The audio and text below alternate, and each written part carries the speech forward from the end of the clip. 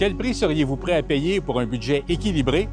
Si vous êtes un résident des provinces de l'Atlantique, la question se pose parce que votre gouvernement provincial va être confronté à des choix difficiles plus tôt que tard. Écoutez, regarde, je peux parler pour moi-même personnellement. Oui, quand j'ai vu le chiffre, c'était préoccupant. Ce sont des décisions et des coupures très difficiles. Dans les 4 provinces du Canada atlantique, les déficits budgétaires atteignent des niveaux records. Dans certains cas, le déficit a plus que doublé depuis le dépôt du dernier budget.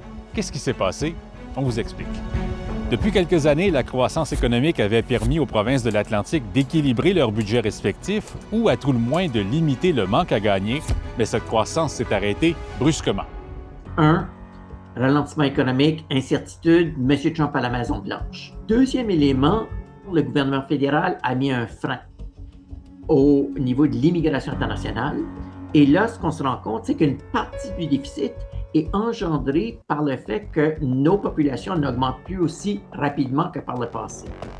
Par contre, les dépenses des gouvernements n'ont pas ralenti. Soins de santé, travaux publics, tout coûte toujours plus cher.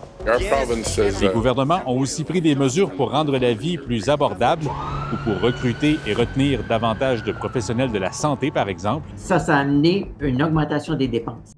Mais un déficit, ça ne s'efface pas à la fin d'un exercice financier, ça s'ajoute à la dette provinciale. Et pour une province comme Terre-Neuve et Labrador, qui a la dette par habitant la plus élevée au pays, ce ne sont pas des bonnes nouvelles. Une dette importante a 2 conséquences principales. La première, c'est des montants d'intérêt. Donc, plus on est endetté, plus on paye d'intérêt.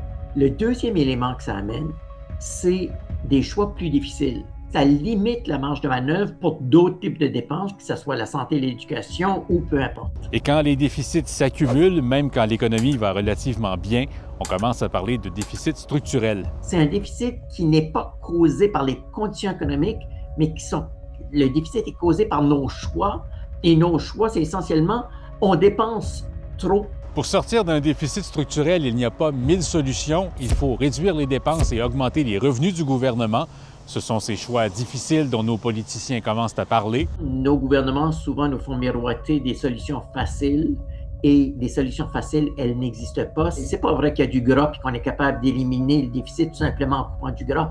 Il va falloir considérer, plus tôt que tard, certaines augmentations de revenus qui, oui, ne sont pas populaires, mais qui sont nécessaires pour qu'on ait des services gouvernementaux.